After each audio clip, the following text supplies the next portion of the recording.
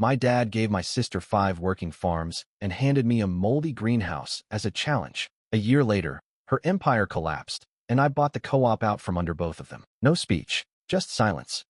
The air smelled like polished oak and expensive wine, the kind of scent you only get at old family estates where money was never really earned, just passed around. I hadn't been home in almost 2 years. Not since the last family emergency turned out to be my sister Riley needing a new logo for her line of branded farm honey. But this time it was serious. A succession dinner, my father called it. My name is Reed Danner. I'm 30 years old, live in Lincoln, Nebraska, and I work as an agricultural engineer. Most people think that means I wear overalls and grow corn. In reality, I've spent the last 8 years researching soil optimization and sustainable microfarming. Not glamorous, not family co-op material, according to my father. The dining room was packed. Long table, linen napkins folded like origami, candles lit even though it was still bright out. My parents sat at either end, my sister Riley to my dad's right, which was fitting. Glad you could make it, my mom said as I walked in. Her tone didn't match the words. I took a seat across from Riley. She was wearing something white and expensive looking, tapping her nails against her water glass like she was timing something. The rest of the family, board members, cousins, people I hadn't seen since high school, they were all watching, waiting. My dad stood up and clinked his knife on the glass.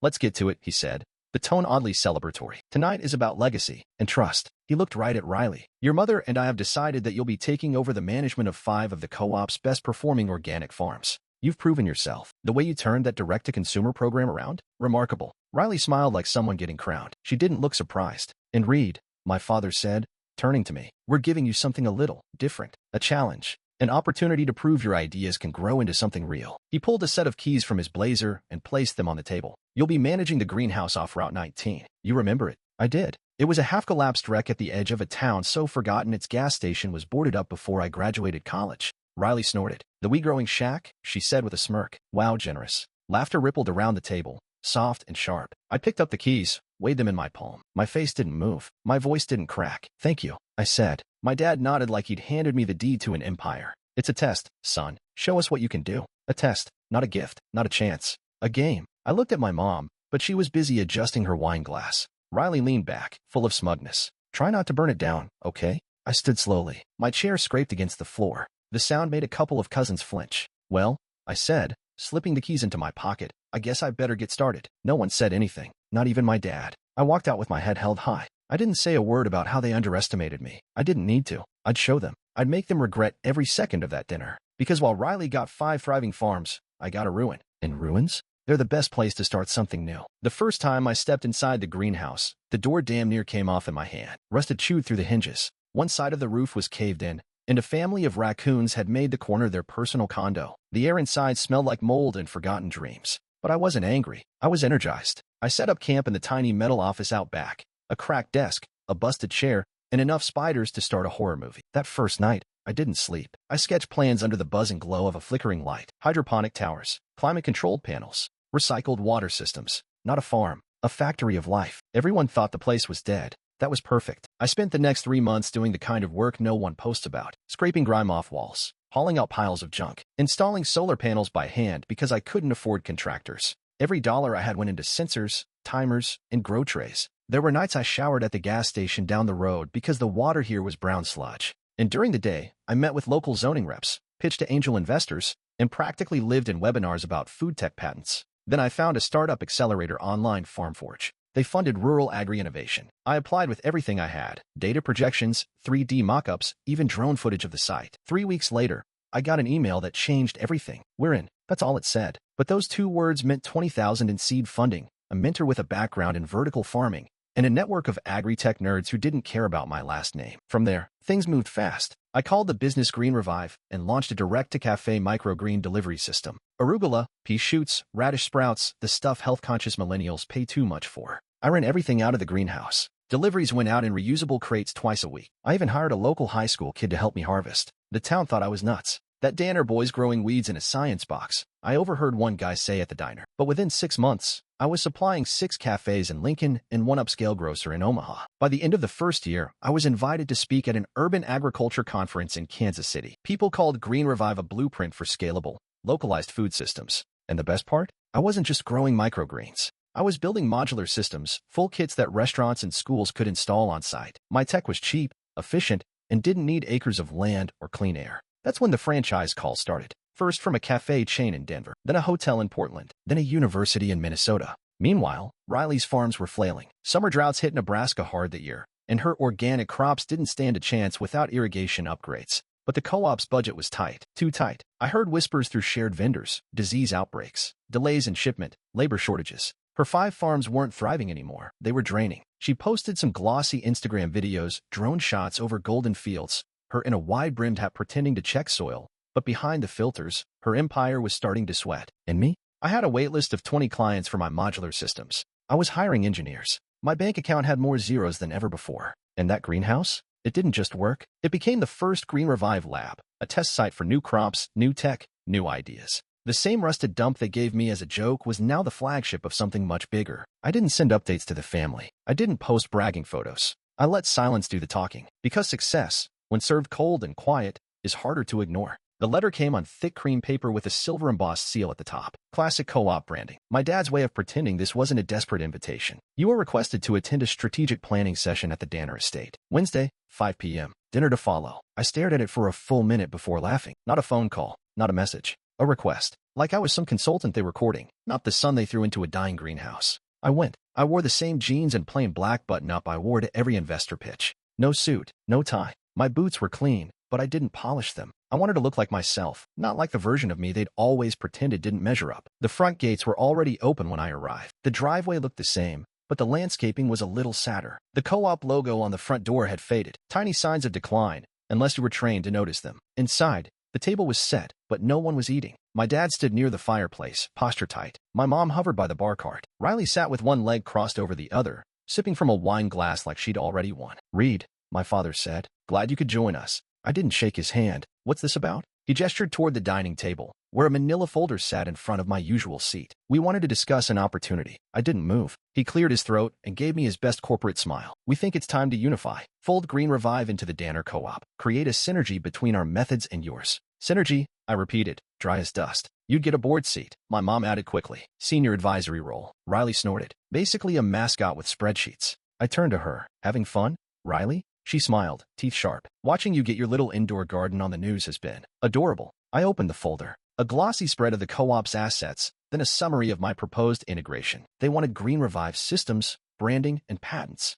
In exchange, I'd get a 7% stake and a non-voting seat on the board. "Let me guess," I said. "You want to modernize the farms using my tech, but keep the family brand untouched." "We're thinking long-term," my dad replied, still trying to sound like this was mutual. "With climate trends, supply chain issues, we need to evolve." I looked at him, really looked. There were new lines on his face. His hair was thinner. His voice, once booming with confidence, was measured now, nervous. This wasn't a plan. It was a lifeline. I closed the folder. "No." Riley sat up straighter. "Excuse me. I'm not interested," I said. "Green Revive doesn't need the co-op, but the co-op clearly needs me." My mom's smile cracked. "Honey, this is about legacy, about saving the family business." "No," I said again. "It's about trying to salvage something outdated by hitching it to what's actually working. And I'm not going to let you shrink what I've built just to prop up something that should have changed years ago." Riley slammed her glass down. "So you're just going to sit back and watch us fail? You mean the same way you all watched me get handed a rotting greenhouse while Riley got 5 turnkey farms?" My dad held up a hand. "That was meant to be a challenge."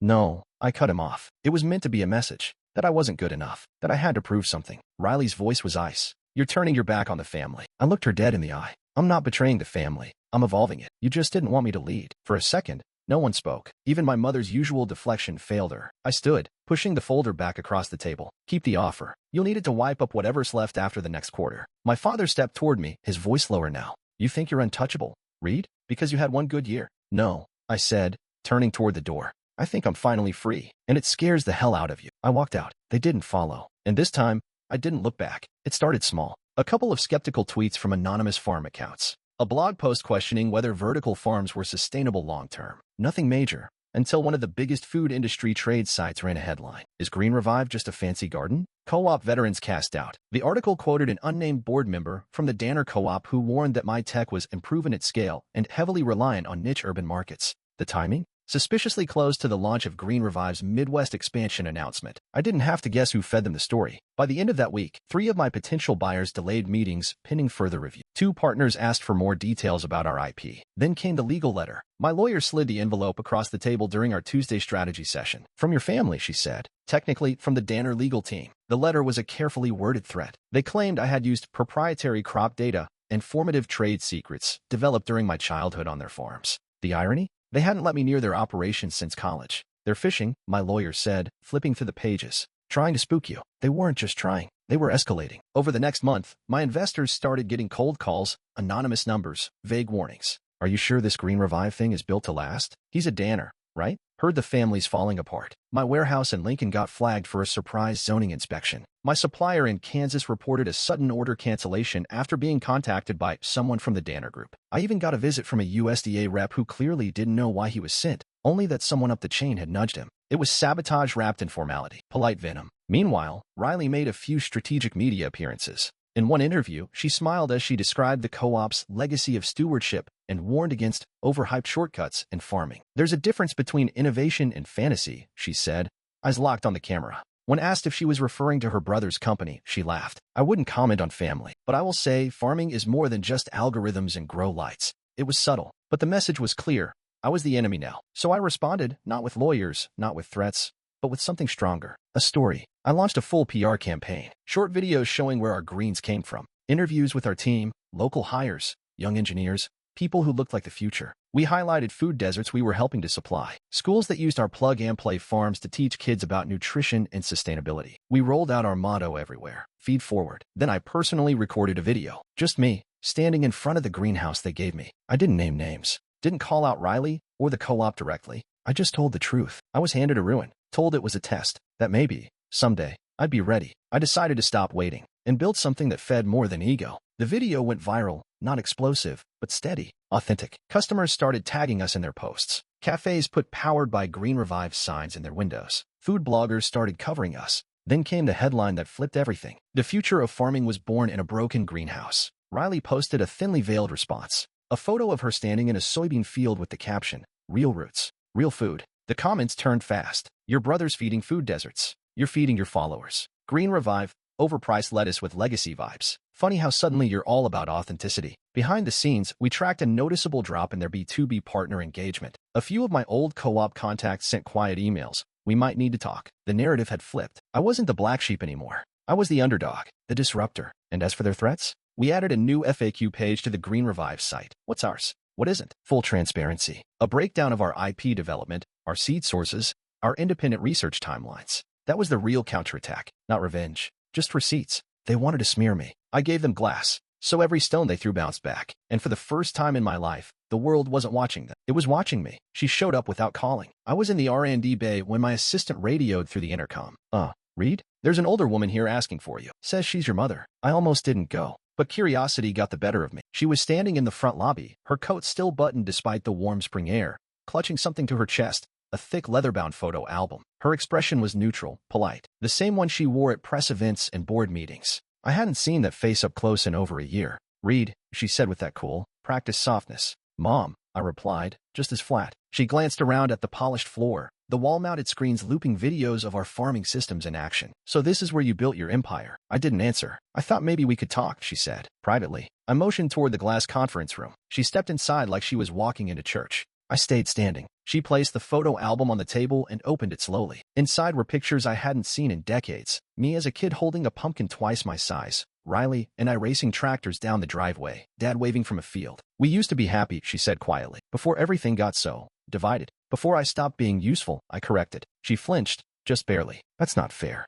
No, I said, but it's accurate. She sighed, flipping a page. I came here to ask something of you. I waited. Come home, she said. We need you. The co-op, your father. Riley, we're struggling. The word we hung in the air like smoke. I thought you were all doing just fine, I said. Last I checked, I was the reckless experiment. She ignored the jab. Reed, your father's proud of you. He just doesn't know how to say it. I raised an eyebrow. That's funny. I remember exactly how he said I wasn't ready, that I needed a test. She closed the album slowly. You've made your point. You proved everyone wrong, but that doesn't mean you have to shut us out. No, I said. That part came later. When you all tried to drag me back just to keep yourselves afloat. That's when I shut you out. She tried to soften her voice, dipping into that motherly warmth I hadn't heard since I was maybe 15. You remember your 8th birthday? When you planted tomatoes in the front yard and made us all eat that awful sauce you cooked? Your father bragged to his friends about that for weeks. We've always seen something in you. I stared at her. That would have meant more before you handed Riley 5 farms and gave me a broken shell of a building like it was some kind of joke. Her smile vanished. Don't do this, she said. Don't act like we never loved you. You didn't love me, I said.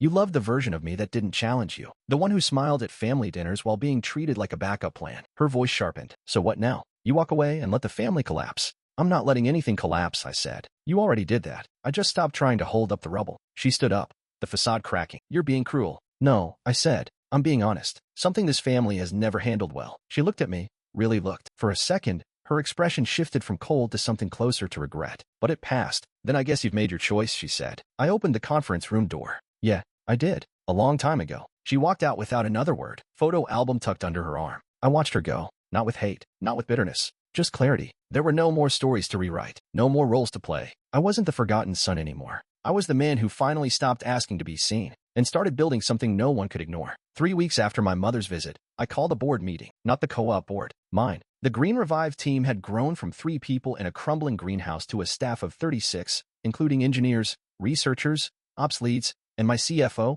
Tasha Alvarez, a sharp, no-bullshit financial strategist I poached from a logistics startup in Chicago. We met in the new HQ conference room, a clean, glass-walled space overlooking the modular test gardens. Everyone filed in with laptops and coffee, expecting a quarterly update. They got something else. Let's talk about the future, I said, clicking the first slide. A map lit up behind me for neighboring states, peppered with red flags. We're expanding, I said. Rural acquisition initiative starts next quarter. Tasha leaned forward. You're serious? Dead serious, I said. We're buying land, warehouses, defunct storage depots, anywhere close to failed conventional farms. We retrofit, we relaunch. We take everything they abandoned and make it thrive. A few people looked stunned. One of the engineers, Mark, raised a hand. Is this about the co-op? I didn't flinch. No, it's about scale. But if they're in the way, they'll feel it. Tasha crossed her arms. You know this will get ugly. Let them try, I said, switching slides. We're already 5 steps ahead. The plan was simple. Identify counties where crop yields had been failing for 3 consecutive seasons.